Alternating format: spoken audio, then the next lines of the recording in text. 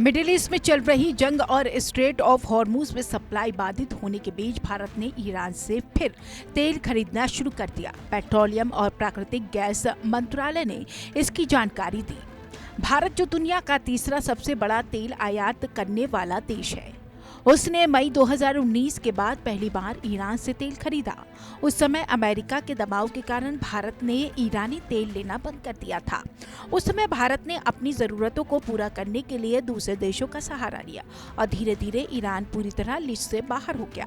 लेकिन अब जो स्थिति बनी है वो पहले से काफी अलग है, क्योंकि मिडिल ईस्ट में जारी संघर्ष तेल सप्लाई को लेकर नई चिंता खड़ी कर दी है। इसी बदलते माहौल में भारत ने सीमित मात्रा में सही लेकिन ईरान से फिर से तेल खरीदने का फैसला किया है, जो इस बात का संकेत देता है कि देश अब सिर्फ पुराने नियमों तक सीमित नहीं रहना चाहता, बल्कि जरूरत के हिसाब से अपने विकल्पों को फिर से सक्रिय कर रहा है।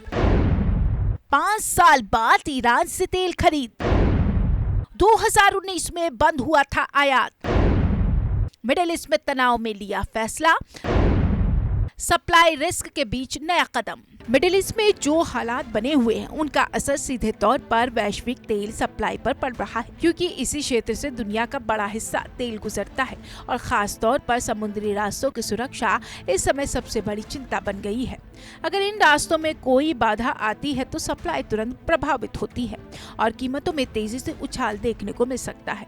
भारत जैसे देश जो अपनी जरूरत का बड़ा हिस्सा आयात करता है, उसके लिए ये स्थिति काफी संवेदनशील हो जाती है। इसी जोखिम को देखते हुए भारत ने पहले से तैयारी शुरू कर दी और ईरान से तेल खरीद उसी रणनीति का हिस्सा मानी जा रही है, ताकि किसी एक क्षेत्र पर निर्भरता कम की जा सके और जरूरत पड़ने पर विकल्प तैयार रहे। अगर ईरान की भूमिका को देखें तो वो पहले भी भारत के लिए एक अहम तेल सप्लायर रहा है। 2019 से पहले दोनों देशों के बीच मजबूत ऊर्जा संबंध थे। उस समय भारत को ईरान के अपेक्षाकृत सस्ता तेल मिलता था और भुगतान की शर्तें भी काफी अनुकूल होती थी, जिससे आर्थिक तौर पर फायदा होता था। अब जब एक बार फिर खरीद शुरू हुई तो ये संकेत मिल रहा है कि दोनों देशों के बीच पुराने रिश्तों को फिर से सक्रिय किया जा सकता है। हालांकि अभी ये प्रक्रिया शुरुआती स्तर पर है और बड़े पैमाने पर आयात की बात साफ नहीं है, लेकिन ये कदम भविष्य में सहयोग बढ़ने की दिशा में एक शुरुआत जरूर माना जा रहा है। पहले भी बड़ा सप्लायर रहा ईरान। सस्ता तेल भारत को मिलता था, बेहतर डील से फायदा होता था। फिर से शुरू हुआ ऊर्जा सहयोग। भारत की ऊर्जा जरूरतें लगातार बढ़ रही है। दुनिया के सबसे बड़े तेल आयातकों में शामिल होने के कारण हर फैसले का असर सीधे अर्थव्यवस्था पर पड़ता है। ऐसे में किसी एक देश या क्षेत्र पर निर्भर रहना लंबे समय में जोखिम भरा साबित हो सकता है। इसलिए भारत लगातार अपनी रणनीति को अपडेट करता रहता है। हाल के वर्षों में रूस से सस्ता तेल खरीदने के बाद अब ईरान से आयात शुरू करना इसी सोच का हिस्सा है, जहां प्राथमिकता सिर्फ एक ही है कि देश को स्थिर और सुरक्षित सप्लायर मिल सके। ये फैसला किसी एक कारण से नहीं, बल्कि कई परिस्थितियों को ध्यान में रखकर लिया गया, जिसमें वैश्विक तनाव, कीमतों में उतार चढ़ाव और सप्लाई चेन की अनिश्चितता शामिल है। वैश्विक तेल बाजार इस समय काफी अस्थिर बना हुआ है और जियोपॉलिटिकल तनाव के चलते इसमें अचानक बदलाव देखने को मिल रहा है। ऐसे माहौल में जो देश पहले से तैयारी कर रहे हैं वे संकट के समय बेहतर स्थिति में रहते हैं।